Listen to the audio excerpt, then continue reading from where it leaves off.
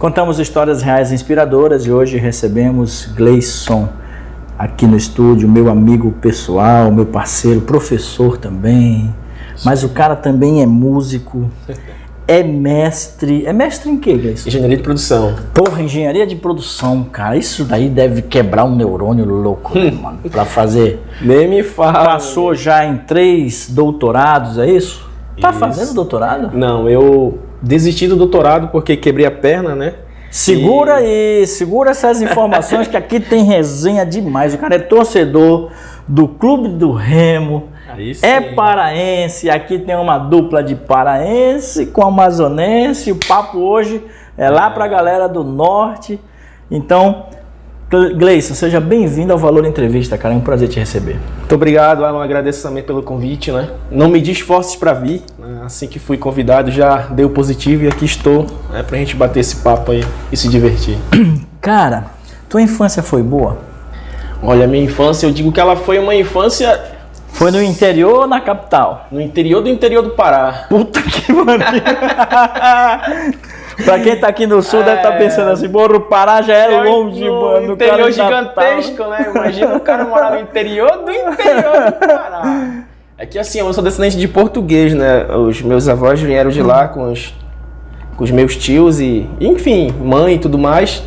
E eu não sei te dizer se eles compraram ou se eles ganharam, mas acredito que tenham ganhado aquela terra. Então, a terra que eu fui criado, ela deve ter ali, sei lá, uns 7 quilômetros de fundo.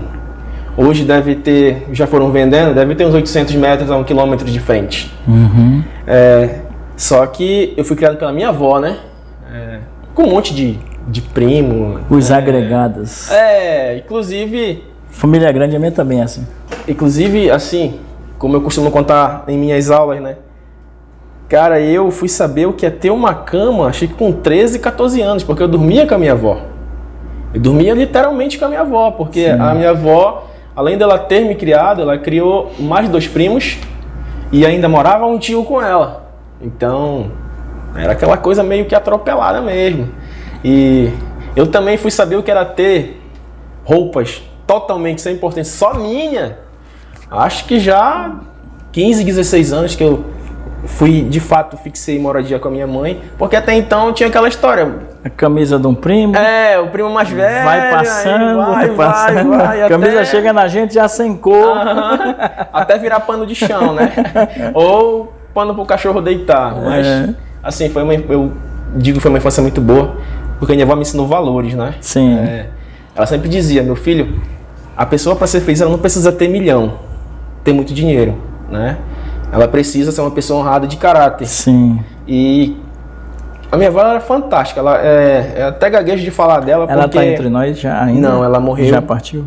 E eu não consegui ir dar o último cheiro nela, porque eu tava, né, debilitado também. Uhum. E minha mãe tava aí cuidando de mim. Quando teve a notícia que ela tava no hospital, né, sofreu uns AVCs e estava muito mal. Tem quanto tempo isso, Gleison? Já faz uns 4 anos aí. 4 anos, né? 4, 5 anos que ela morreu. E, cara, tem vezes que eu até choro quando eu falo disso. Porque, querendo ou não, ela foi minha mãe, né? Claro, pô. Ela que me ensinou a ler, me ensinou a escrever, me ensinou a questão dos valores. Minha mãe me ensinou muito, não posso negar, mas eu fui criado por ela, entendeu?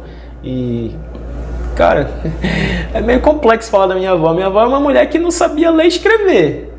Mas se tu desse um dinheiro na mão dela, tu não conseguia enrolar. Sim. Entendeu? E a minha avó, eu não lembro dela ter batido em mim por qualquer coisa. Sim. Ela sempre colocava castigo. Exemplo, vai escrever teu nome 500 vezes.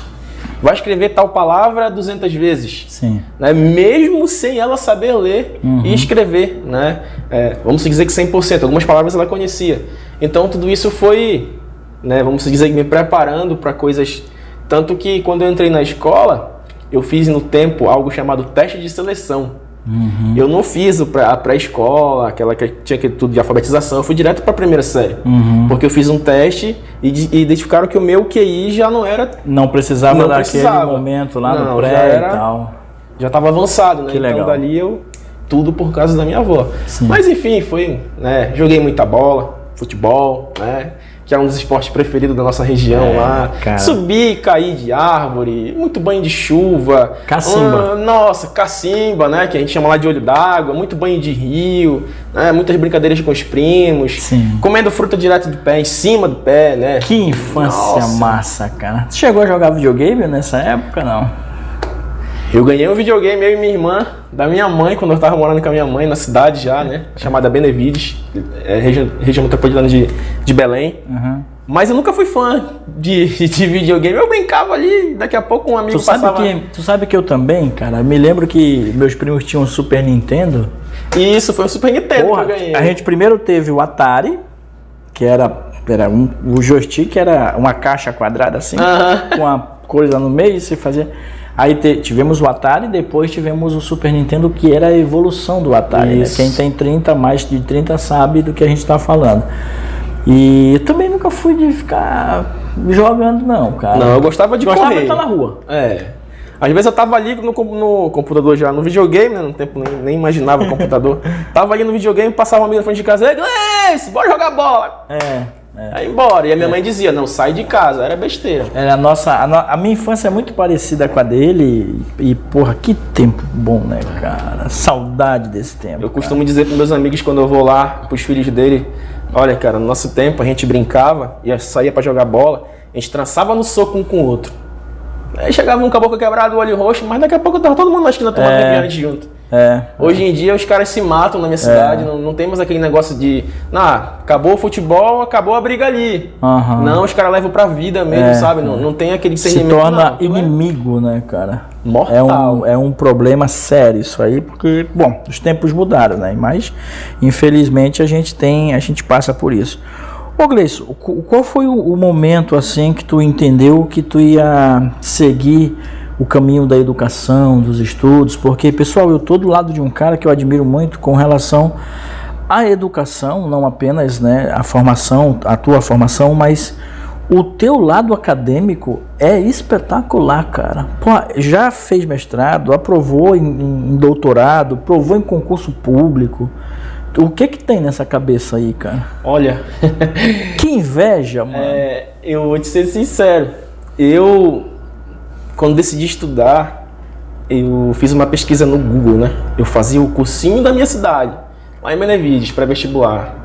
E aí eu pesquisei no Google, Universidade mais acessível concorrida do Brasil.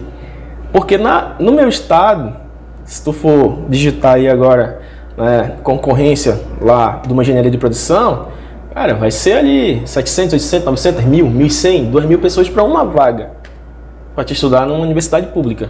E se tu for digitar também essa mesma pesquisa para uma universidade paga, vamos colocar a UNAMA, né, que é uma das mais fortes lá, a concorrência vai ser páreo ali, ó, quase a mesma coisa. Então é muito concorrido. Aí eu pesquisei e deu em Blumenau. Eu vim para Blumenau sem conhecer nada nem ninguém. E eu morei aqui no Bela Vista ainda. Divisa. Com os amigos. E depois eu fui para Blumenau. Chegando em Blumenau, literalmente todas as universidades que eu fiz provas, eu fui aprovado. Diferente de lá, que eu já tinha feito e não tinha sido aprovado. Por causa de 0,10. Sim. Eu ficava em lista de espera.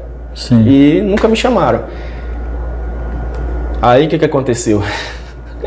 Não fechou turma numa, não vou dizer nomes, né? Não fechou turma noutra. Aqui fechou turma, né? A federal, dá pra falar.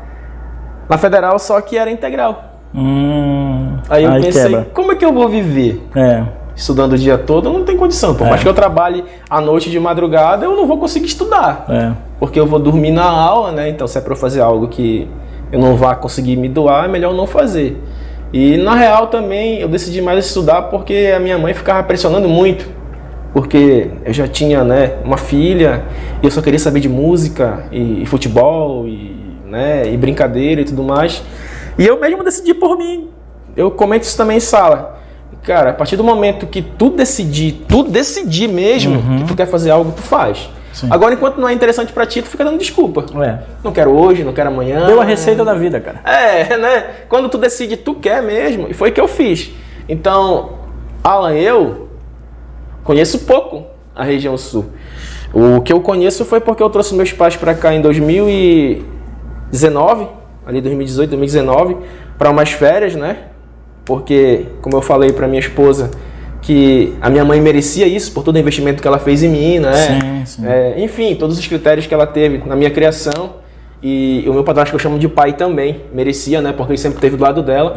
E eles vieram para cá. Foi aí que a gente conheceu praias, cidades, cachoeiras, porque até então eu só estudava. Só estudou? Só estudava. Era de manhã, de tarde, de noite livro, de manhã, de tarde, de noite artigo, de manhã, de tarde, à noite pensando no que eu ia fazer no próximo artigo, no próximo livro, né? No que eu ia fazer para ajudar um amigo que estava com dificuldade lá no meu mestrado, lá na minha pós-graduação.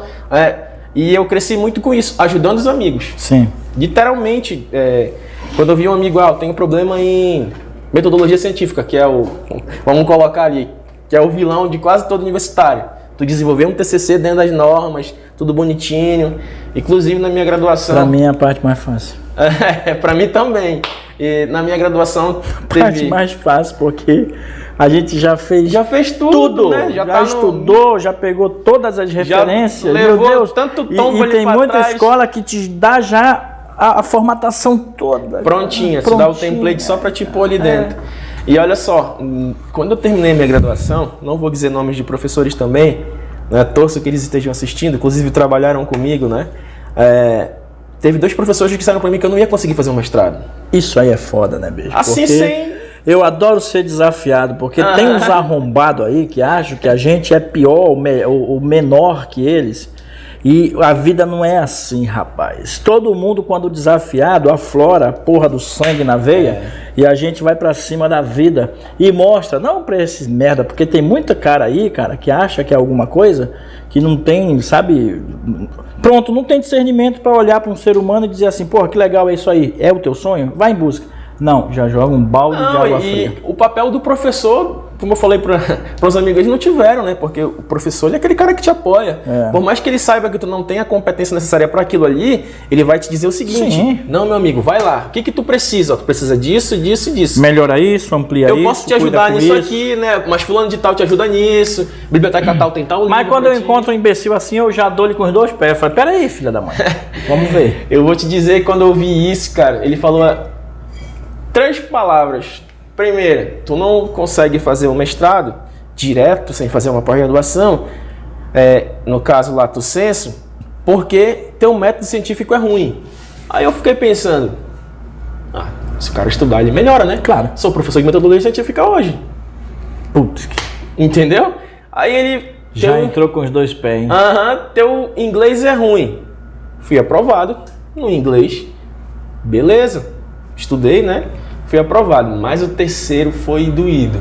Tu não vai conseguir porque tu é nortista, tu é paraense. Puta e lá a educação, ela não é igual aqui. Aí eu fiquei olhando, pensando... Puta, isso aí, bicho. Eu devo conhecer esse cara, não? Conhece. Os 2 tu conhece. Aí beleza. Sabe o que foi que eu fiz? Não vou dizer que eu fiquei zangado, porque eu fiquei muito zangado. Fiquei igual aquele desenho lá do pica-pau que o cara fica por dentro. Aí eu peguei e sentei lá estudava na Unisociesc, no tempo era Ibsociesc, né? Fiquei sentado lá na calçada, uns 10 minutos pensando. Dei aula lá. Eu lembro desse tempo. E aí eu fiquei pensando, quer saber, cara? Quanto é que eu tenho na carteira? Tinha muito dinheiro na carteira no tempo, R$350. Aí eu, vou pra casa. Montei na moto, fui pra casa. Cheguei e fiz uma lista de tudo que eu ia precisar pra ficar pregando em casa. Comprei cartolina, papel craft, papel A4, A3, canetinha, lápis de cor, giz de cera, tudo que tu possa imaginar. Tudo que eu tinha dificuldade, que na realidade eles disseram isso, pra mim foi um combustível. Era o que que nem eu falo pra galera. Às vezes as pessoas elas falam algo que te machuca, mas é o que tu precisa ouvir naquele momento pra te... É que é a forma como fala. Porque assim, eu já falei, eu já fui duro com um aluno meu, mas eu preparei ele pra isso. Eu falei, cara, eu vou falar uma coisa pra ti, que lá no futuro tu vai olhar pra mim e vai dizer, professor, tu é um bosta, porque tu falou aquilo pra mim e eu te provei que não, mas eu preparei. Eu falei pra ele que os caminhos que ele estava seguindo não poderiam dar certo por isso. É isso mesmo. Mas eu posso estar errado, porque quem domina a ferramenta é você. Eu até falei, eu torço pra estar errado. Né? É. Agora o cara diz assim, não, isso daí tu não vai, porra, até lá do norte, vai se lascar. Essa foi a mais doída, olha. Para com isso. Então, o que foi que eu fiz? Já me revoltei, hein? Já fiquei puto aqui. Eu simplesmente fui na biblioteca das universidades que eu tinha cadastro, né? E saí pegando todos os livros que eu tinha dificuldade, que de fato eu tinha mesmo, né? Uhum. E aí eu saía anotando. Recortava, colocava a fita, pregava no forro, pregava na parede, na porta, na geladeira. Na época do vestibular, eu fiz um varal no meu quarto. Pois é. A janela pra fora, assim, o pessoal passava, tinha um varal com fórmula de Bhaskara, sabe? Um monte de fórmula de química, física. Aí o pessoal perguntava, ô Ana, minha mãe, teu filho tá doido? Que ele botou um monte de papel. Só a gente entende, né, cara? O senhor onde eu morava lá, né, ele até perguntou, ô guri, você tá ficando louco? Aquele, né? Aí eu, não, Júlio, é porque eu tenho dificuldade nisso aqui. Então, toda vez que eu acordar, que eu for tomar café, que eu for tomar banho, que eu simplesmente passar aqui, a minha mente está sendo treinada. Tá visualizando aquilo ali, aquilo vai entrar na minha mente. E não deu outra. 58 vagas no mestrado, eu nem fui o último. Eu fui 53. Pra mim foi como se fosse o primeiro. Claro, pô. Pensa, e assim, o meu mestrado só estudava... Só monstro. Ei, eu aprovei no IFSC, na antigo Cefet, né? Curso Técnico em Segurança do Trabalho. 29 vagas, Floripa. O Segurança do Trabalho era enfermagem e Segurança do Trabalho, né? 2004, mas já bombava. 29 vagas. Eu fui lá, 28. Nossa, posição 28. Se fosse o primeiro, não cara, foi o eu tô dentro? Falei pra minha ex-mulher, eu tô dentro, caralho. Foda-se se não tem, se não fui o primeiro, porque tem isso ainda também. E o primeiro do curso desistiu. E eu concluí aquela merda lá. Pois é, aí foi basicamente isso que aconteceu comigo. O que aconteceu? Os caras estudavam comigo no dia da apresentação. Eu sou gerente mundial vamos pensar, Volkswagen. Eu sou gerente de não sei o que aqui, da BMW. Eu sou isso da Ripple, e eu lá... Eu sou lá do Pará. Sou lá do Pará. Só falaram pra mim que eu não ia conseguir estar aqui. E eu tô aqui. Aí o que foi que eu fiz? Como o meu mestrado eu queria fazer na linha de pesquisa, né? Engenharia de produção, mas linha de pesquisa de manutenção produtiva total, que tem poucas pessoas que trabalham com isso no mundo. Olha só. Né? Teve um que falou, sou gerente de manutenção mecânica, né? Na Volkswagen, São José dos Pinhais, e eu trabalho com manutenção produtiva total. A minha luzinha aqui já... Opa, esse cara aí que eu tenho que fazer sociedade. Sim, tem onde que colar ele for, nele. né? Eu vou. Se ele quiser que eu pague um café, eu pago, né? Já vou fazer amizade, inclusive, com meu amigo até hoje. Se você estiver assistindo aí, cara, você sabe que eu gosto muito de você. Manda um abraço aí pra ele. Vou mandar o link pra ele depois. Esse cara me ajudou muito. Eu ia pra casa dele em Curitiba. Então, ele me direcionou muito, nossa.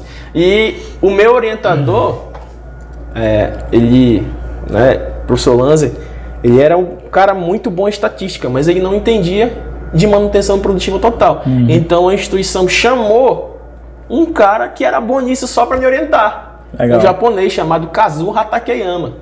Olha só a bênção, cara. Eu digo que tudo é Deus no caminho. Claro. Eu fui orientado por um cara que era um dos melhores no mundo de manutenção produtiva total. Inclusive nós temos um livro juntos, eu e ele, sobre manutenção produtiva total. Parabéns. Né? Faz tempo até que eu não falo com o professor, cara. Preciso mandar pelo menos um oi pra ele. Manda um oi e manda o link da vou mandar. Professor, o senhor sabe que o senhor me ajudou muito. Inclusive, esse professor me ensinou a questão de tempo.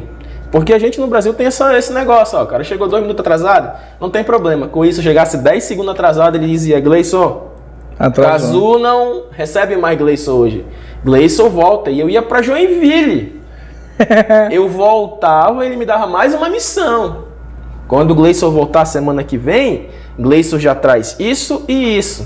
E entrava na sala e tchau.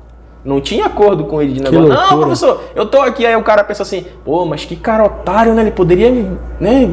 Pelo menos atender o resto do tempo ali. Não tinha acordo. Depois que terminou o mestrado, é um ensinamento, eu entendi.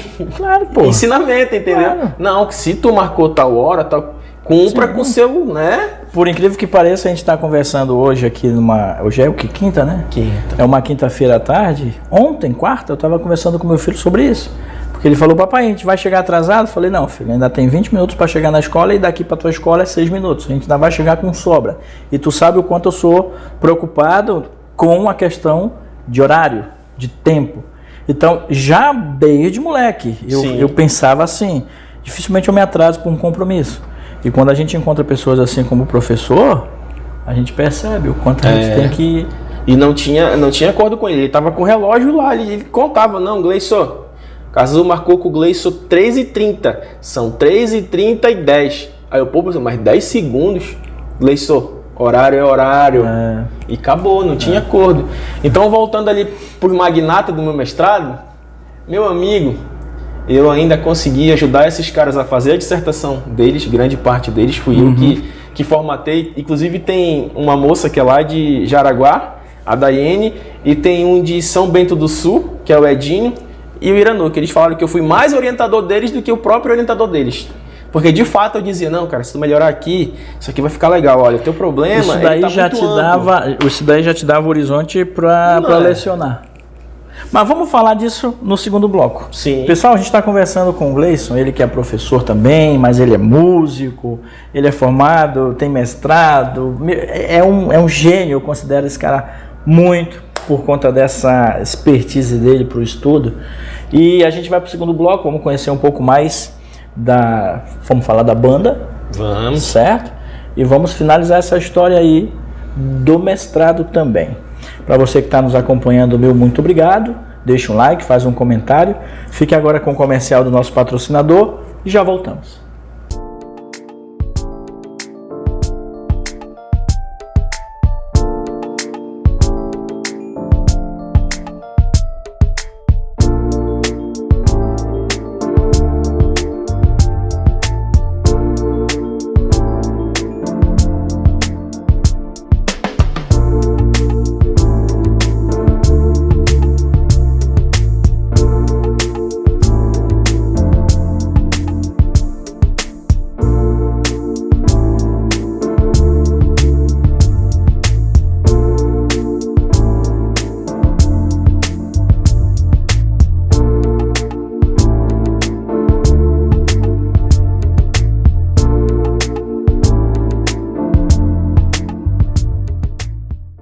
Pessoal, hoje no estúdio conosco, o Gleison, professor, meu amigo lá da cidade de Blumenau, mas ele é lá do Pará, cara. Primeiro bloco a gente abordou um pouco dessa história e agora a gente vai continuar. Vou te dar ali um tempinho para você terminar essa situação que você estava explicando a respeito do mestrado. Pois é, o mestrado, eu era meio que, vamos dizer assim... Era o coringa da coisa? Não, era em termos de aluno, eu era o aluno com menor desenvolvimento técnico, vamos dizer. E conhecimento também, porque eu tinha saído de uma graduação tecnológica, porque todo mundo pensa, ele é engenheiro de produção. Não, eu sou mestre em engenharia de produção, mas eu sou formado em logística. Que loucura, hein? Entendeu? Então, veja só, da minha turma eu era o único, inclusive o professor até falou, cara, eu ainda não tinha visto um tecnólogo fazer direto o mestrado. E eu fui o único, inclusive até os meus amigos falam que eu fui meio louco, era pra eu ter me preparado mais e tal, sim, né? Sim. Porque... sabe, curso de tecnologia a gente, né, engole muita coisa porque é um curso direcionado a grade para o mercado de trabalho, a grade né? é diferente. É menor e tudo mais. Mas mesmo assim eu, no final do mestrado, ainda fui considerado um dos melhores alunos, cara. Legal, né? Eu fui o único que publicou livro, eu fui o único que publicou artigo em revista de peso, fora do país, entendeu? Então, pra mim conseguir terminar o mestrado foi maravilhoso. E me ensinou também a questão ali, vamos dizer, que a gente nasce menino e se torna homem com o passar do tempo, né? Sim. Eu converso sempre isso com a galera. Cara, tu nasce, né, do sexo masculino, menino, mas se torna homem de fato com o tempo, né? E são as coisas que vão acontecendo que se grossa, né? O cara vai pegando a experiência conforme a vida vai passando. E na minha defesa do meu mestrado foi engraçado porque eu achei que eu ia reprovar. Porque eu até brinquei depois com um dos professores que é mais ou menos brincalhão, pra que você humilha tanto um aluno para depois dizer para ele que ele foi aprovado e com excelência? Sim. Nas minhas bancas eu não faço isso. Inclusive eu peço para eu iniciar porque eu já vou quebrando os outros professores que pensam em fazer isso. Sim. Porque eu só elogio o cara, né? E se eu precisar dar alguma dica, como eu falo, não, é sugestão. Né? Você poderia melhorar isso, não vou dizer pro cara que o trabalho dele tá ruim. Mas a academia tem disso, né? Infelizmente, a gente se depara no meio acadêmico com, infelizmente, o que eu vou falar é uma verdade, e muitos alunos concordam com isso, tem muita arrogância no meio acadêmico. E até vi uma frase uma certa vez, eu vou tentar lembrar, que o professor de ensino fundamental, ele adora o seu aluno. O professor do ensino médio adora a sua matéria. E o professor de ensino superior adora a si mesmo. É isso mesmo. Então, a gente passa por isso e não tem necessidade, sabe, cara? Não tem necessidade. Mas tudo bem, cada um escolhe uma forma de trabalhar. Eu não trabalho assim. Eu vou te dizer que eu fui humilhado, só não me chamaram de bonito. Que tudo não que é, possa... também, né? Também não é, né? Também não é, né? Não foram mentirosos, né? Cara, mas foi uma situação que eu fiquei pensando. Detalhe, eu tava com a perna cheia de ferro. No dia eu ainda escorreguei, eu não podia bater o pé. Bati o pé, abri os pontos, tava com o pé latejando. Eu levei um colchãozinho, coloquei o pé em cima e o sangue. Eu apresentei meu mestrado exatamente como eu tô aqui. Sentado, com o pé em cima, com os ferros aqui e passando ali. Claro, como eu falei para eles, eu não quero que vocês, né, pensem em mim como um coitado que está aqui apresentando.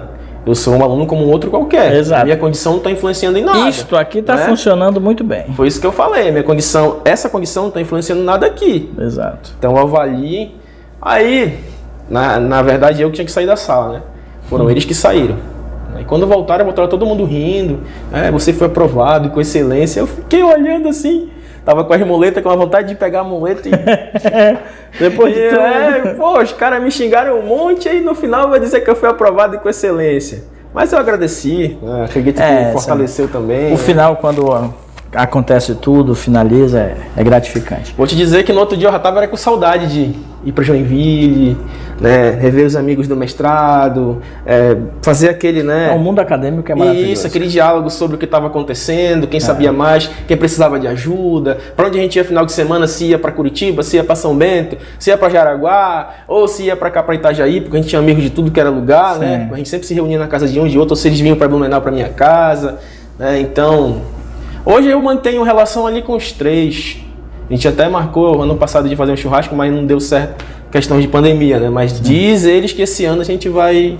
Se tudo der certo, estão tudo juntos. Vamos lá. Ô Gleison, vamos seguir aqui no nosso papo, porque, pessoal, a gente não tem uma pauta específica, mas a gente gosta muito de contar histórias, como diz a nossa frase aqui, ó, reais e inspiradoras. E agora eu quero te perguntar a respeito da tua banda, porque é uma outra paixão. Além de estudar muito, se dedicar muito para a tua profissão, você também tem uma banda, cara. Tenho. A minha relação com a música, ela é... Eu costumo dizer que eu sou um cara abençoado. Quando eu conto minha história, as pessoas dizem assim, não, cara, tu é azarado. Não, eu sou abençoado. Por quê? Eu fui um cara que o pai não quis. Mas a mãe disse, não é teu, mas é meu. Né? Me teve com todo o amor possível. Até hoje, cara, Mãe, amo a senhora, só sabe disso. E eu fui crescendo, as coisas foram acontecendo. Na minha família não tem um músico. O meu padrasto é músico. Legal. Mas o nosso sangue, né, não tem nada a ver uma coisa com a outra. E fui criado jogando futebol e tudo mais. Rompi o ligamento com 13 anos.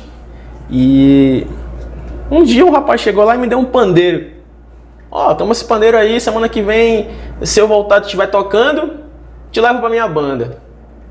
No tempo da fita, cara. Pegava a caneta ali. Sim. Lembra? Porra. Qualidade sonora perto de... dia girando fita. Qualidade sonora no tempo de hoje não tem, né? Hoje tu escuta os mínimos detalhes da música, né? Então eu aprendi a tocar sem ninguém me ensinar. Aí o cara veio, acompanha essa música aí. Aí eu comecei. Aí ele olhou assim, quem me ensinou? Ninguém, eu ouvi. Eu vou te levar. Uma cidade chamada Ananindeua. Ananindeua, pô. Claro, pelo amor de Deus. No Pará. Grande Ananindeua. Abraço pra todo mundo lá. Se tiver alguém nos vendo de lá, segue o nosso canal aí. Isso aí. Pô.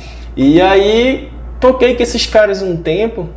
E aí, um belo dia, um aluno da minha mãe passou na frente de casa, ouviu eu tocando. Ele tinha uma banda na cidade. Isso tinha passado uns 3, 4 meses ali. E aí ele chegou e falou, ó, cara, tu quer ir tocar comigo? Não, mas eu só toco pandeiro e surdo. Eu não toco mais nada além disso, né? Ele, não, mas eu te ensino, pô, tu toca legal, não sei o que e tá. E eu peguei e fui. Essa banda, eu sofri muito com essa banda, mano. Geralmente o povo de banda, não sei se isso é... né, geral, mas lá na minha região os caras são safados. Se vocês puderem te enrolar, eles te enrolam. Meti minha mãe em muitas confusões por causa dessas bandas que eu toquei aí. Porque os caras levavam a gente, no caso de casa, eu de casa, né? Pra passar fome, pra dormir em chão. Teve uma vez que eu passei o final de semana comendo coco e farinha. Comendo a carne do coco com farinha e tomando água de coco. Cheguei em casa, cara, com o pescoço fino, uma diarreia. Minha mãe não rolava um cachê, porra? Pouquinho. Não, pouquinho não. Os caras ganhavam, mas eles diziam que não dava nada. Tá. E enrolava, entendeu? Foda, bicho. E eu era moleque, eles diziam que eu não precisava, porque minha mãe, né, já tinha uma condição financeira boa e tudo mais, né? E aí a minha mãe, nesse dia, se vestiu de mãe e foi bater na casa do pessoal lá.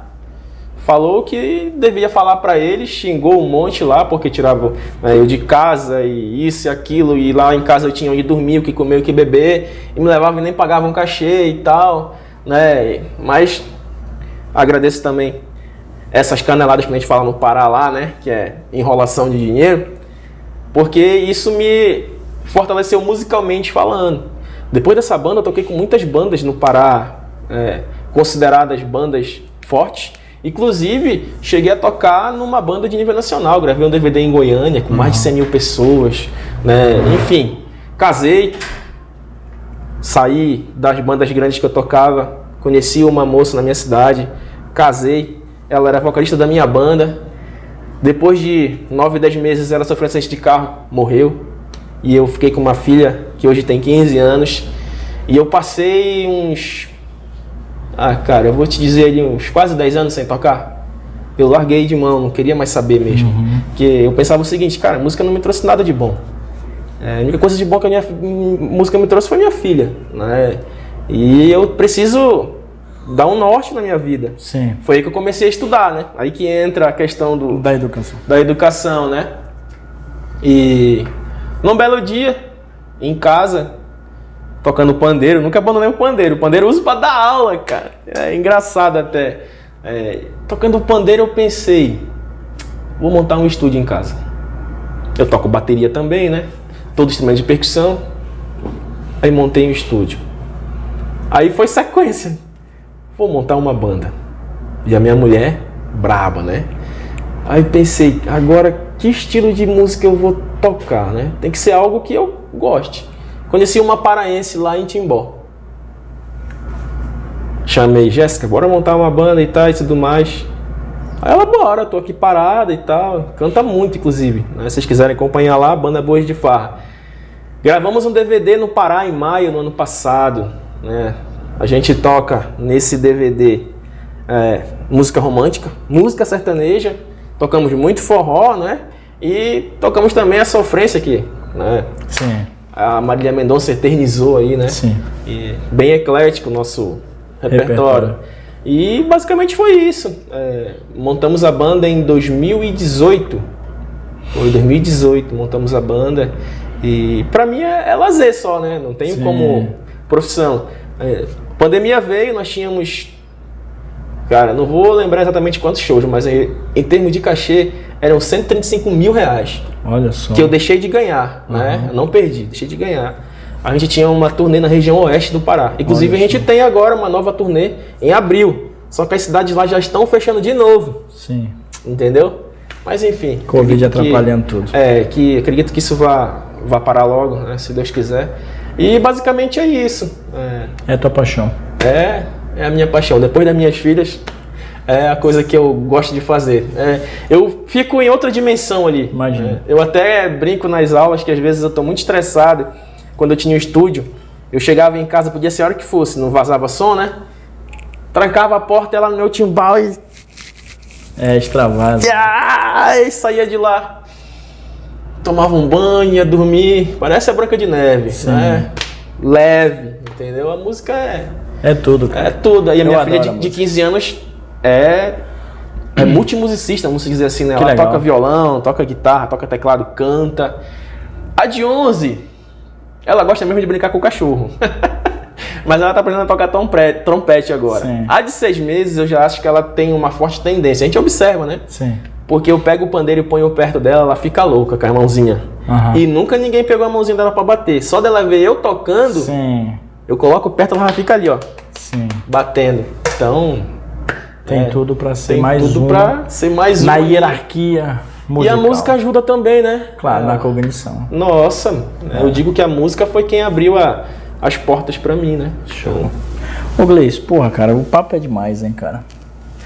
Mas a gente tem que acabar, mano. Porque senão a gente fica aqui um tempão conversando. Daqui a pouco dá amanhã. Matando a saudade, porque, porra, a gente conviveu durante um período no Senai, aí teve um acidente, você se recuperou e a gente se encontrou no Senac.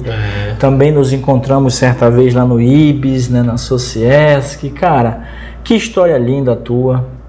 Eu, aqui no estúdio, a gente se propõe a contar histórias reais e inspiradoras. Eu acredito que a gente cumpre o nosso papel muito bem, trazendo pessoas de nível, que tem história boa para contar. Um cara que eu tenho um respeito, uma admiração. Obrigado. Eu te desejo Recíproco. sucesso demais, porque você é merecedor, cara. Amém. Deixa uma mensagem final aí para os nossos seguidores. Bem, o que eu costumo dizer, inclusive hoje eu falei com um amigo que o Alan conhece, que é o seu Ataliba, que às vezes a gente espera ganhar o primeiro milhão para ser feliz, né? Até me arrepia falar isso. Acabou de me... Aham. Cara, não espera tu ganhar o primeiro milhão para te ser feliz. Todo mundo pensa, quando eu digo que eu sou mestre, que eu tenho livro, que eu sou professor, que eu sou pesquisador, que eu faço isso, que eu faço aquilo. Esse cara deve ganhar, sei lá, uns 30 mil por mês. Eu não ganho tudo isso.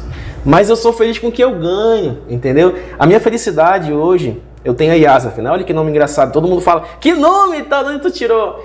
Tem a Yasaf de 6 meses, tem a Sofia de 11 anos e tem a Nicole de 15 anos. Hoje eu sou muito feliz. Cara, muito feliz. Inclusive eu tô com saudade da Yasaf, que é a menorzinha, né? E da Sofia também. Eu vou trabalhar, mas eu chego em casa já morrendo de saudade. Tudo que eu faço hoje é em relação a elas. Porque se elas estão felizes, estão bem, Sim. eu tô bem. Cara, não espera o amanhã ou depois para te fazer algo que vai te fazer bem. Faz agora. Agora, porque daqui a pouco pode não acontecer. Quando quebraram a minha perna, a primeira coisa que eu pedi foi, Senhor... Inclusive, eu sou evangélico, galera. Mesmo, né, eu tendo uma banda secular e tudo mais, eu sou evangélico. Pedi pro Senhor, não deixa eu morrer aqui. Eu acredito que eu posso ir além. Eu posso ser um filho melhor, eu posso ser um pai melhor, eu posso ser um irmão melhor, eu posso ser um amigo melhor, entendeu? Eu posso ser um ser humano melhor. E quando eu acordei no hospital com a minha perna no lugar, cheia de ferro, eu até brinco sobre isso, que eu fiz assim no dedão, ó. Foi só uma mexidinha. Foi a dor mais gostosa da minha vida.